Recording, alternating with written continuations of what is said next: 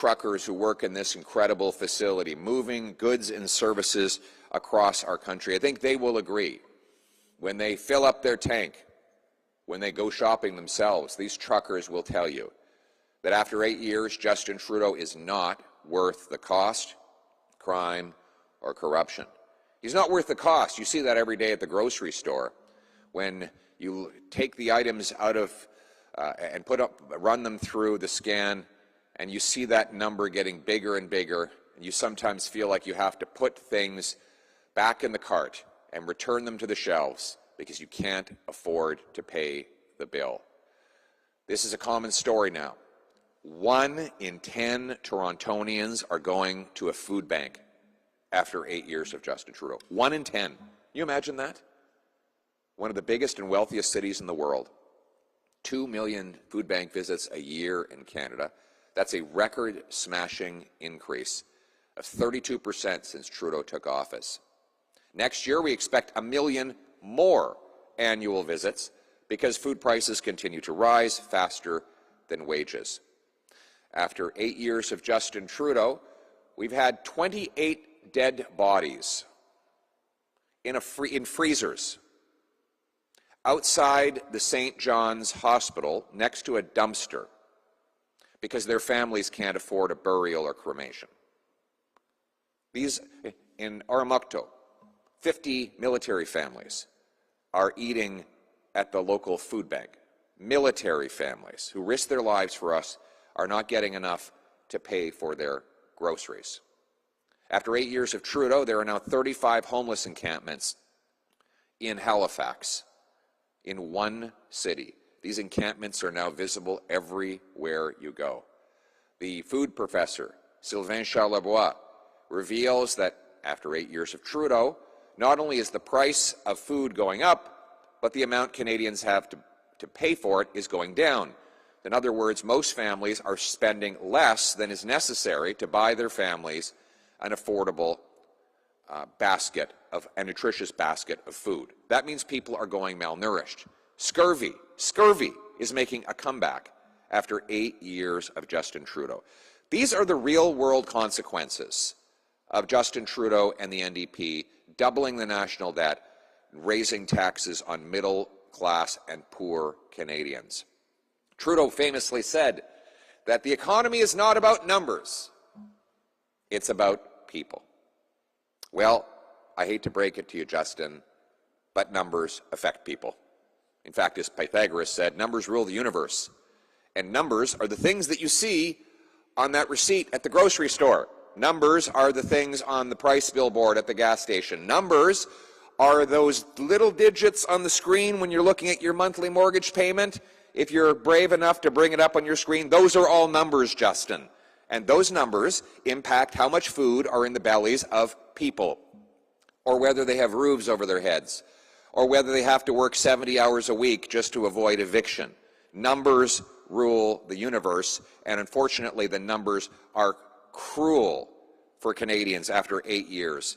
We know this policy, these results are the direct consequences of Justin Trudeau and the NDP policies. When you double the national debt, you drive up demand, which bids up goods. You print $600 billion of cash, and that causes inflation, just like it has everywhere and always over the last 5,000 years of economic history as far back as we can go in human records. Whenever governments create cash, they cause inflation. And what is he doing now? He's out making multi-billion-dollar announcements of inflationary spending that will drive up the cost of your living again. It's like he's spraying billions of dollars out of a fire hose, but it's more like spraying gasoline on the fire. He's like Justin Trudeau promising to fight inflation is like a pyromaniac promising to fight a fire. He's the one that lit the fire with his taxes and his deficits. And every day you see him in these photo ops, know the money that he's spitting out of his mouth is money that will come out of your pocket, just like it has for the last 8 years, and all with the help of Jagmeet Singh. The good news is life was not like this before Justin Trudeau, and it won't be like this after he's gone. He's not worth the cost, crime, or corruption. Canadians are good and decent people. They do not have to give up on the things they used to take for granted, like affordable food and homes, all for the ego and incompetence of one man. Common sense Conservatives have a plan to axe the tax, build the homes, fix the budget, and stop the crime. Axe the tax, build the homes, fix the budget, and stop the crime. In doing so, we will restore the Canadian promise, the promise that was made to all of my friends behind us today, but particularly to Jazraj, whose family came here with a small bank account but big dreams, and he went on to start a business, build homes, and become a member of Parliament. The promise made to my family when I was born to a 16-year-old unwed mother who put me up for adoption to 2 school teachers, and they raised me to believe that it didn't matter where I came from, it mattered where I was going. It didn't matter who I knew, but what I could do. And that's the country that my wife came to as a refugee and in which her family has succeeded. That is Canada's promise. Though it is broken now, we will restore it. And today we demand the government reverse the policies that have destroyed the middle and working class people. But we are making 3 specific demands for Justin Trudeau for the forthcoming budget. First, axe the tax on food and farmers by passing C-234. That will take carbon tax off farmers' barns and drying to provide food price relief to Canadians. 2, build homes and not bureaucracy by requiring cities permit 15% more housing completions each year as a condition of receiving federal funds. 3, cap spending with a dollar-for-dollar law to bring down inflation and interest rates. The dollar-for-dollar law will require the government find $1 new of savings for every new dollar of spending. By capping government, taxpayers and the economy can catch up with the cost. We can balance the budget again and bring down inflation and interest rates. This dollar-for-dollar principle is the one that single moms, small businesses, and seniors use to run their finances, and it is what we are demanding the government implement as well. Again, axe the Trudeau tax on food and farmers. 2, build homes, not bureaucracies. And 3, cap the spending with a dollar-for-dollar law to bring down inflation and interest rates. These are common sense demands, and if we don't get them, we won't support the budget. Common sense Conservatives will continue to fight for everyday Canadians who work hard, pay their taxes, and play by the rules until the carbon tax election comes. And in that election, we will have a simple choice between a costly coalition of Justin Trudeau and the NDP, who tax your food, punish your work, take your money, double your housing costs, and unleash crime and chaos in your community, or common sense Conservatives who will axe the tax, build the homes, fix the budget, and stop the crime. Thank you very much. Let's bring it home.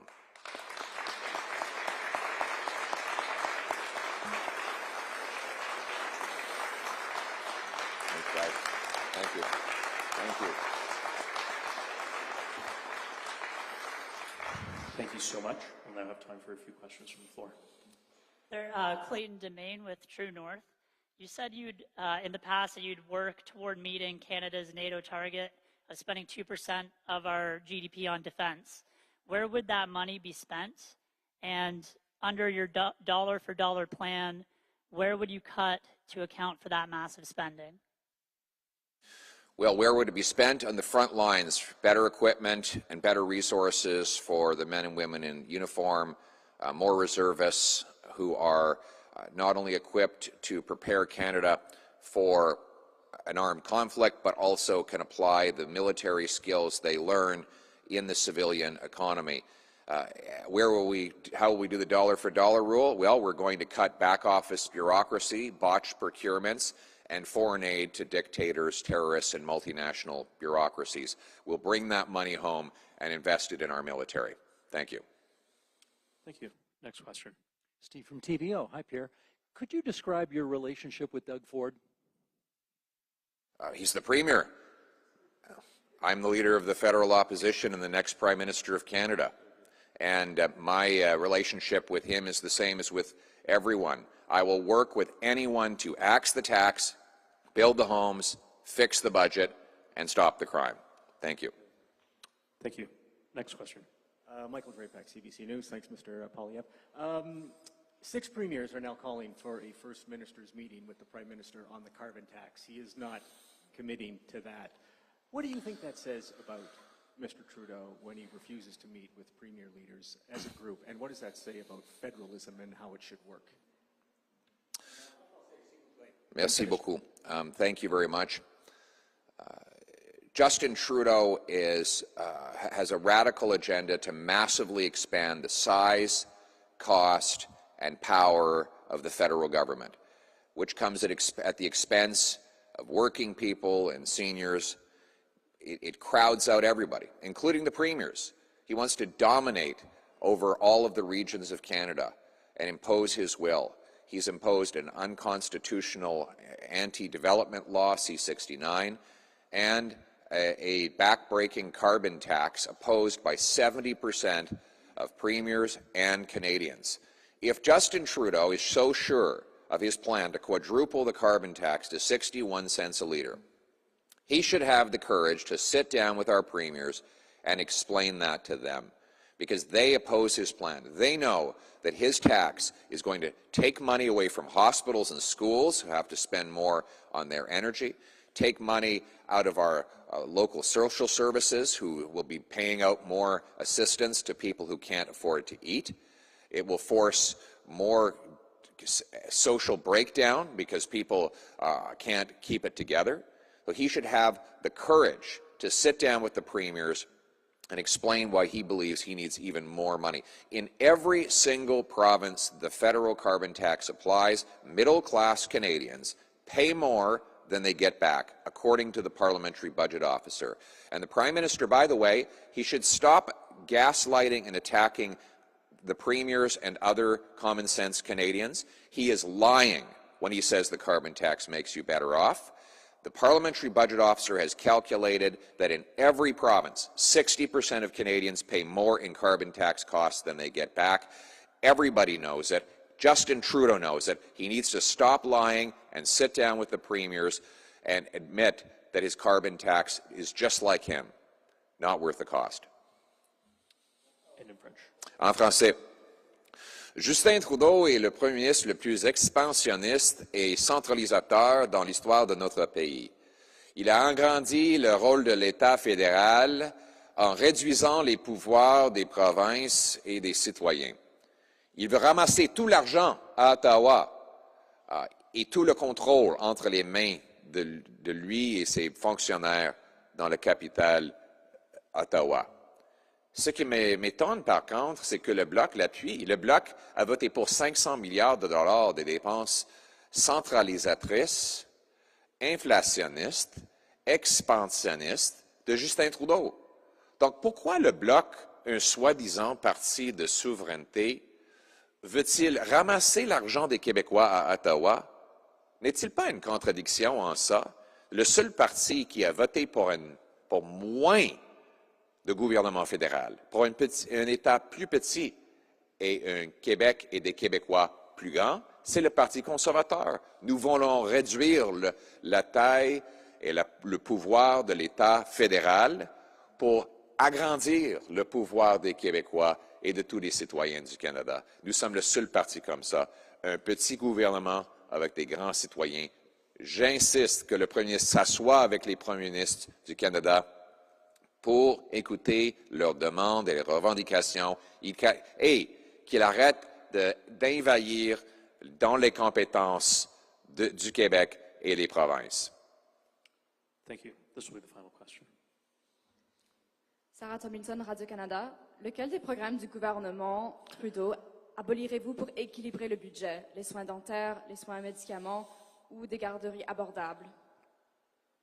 Je vais éliminer la Banque de l'infrastructure de 35 milliards de dollars. Je vais éliminer la RIFCAN de 60 millions de dollars qui allait coûter 80 000 en passant.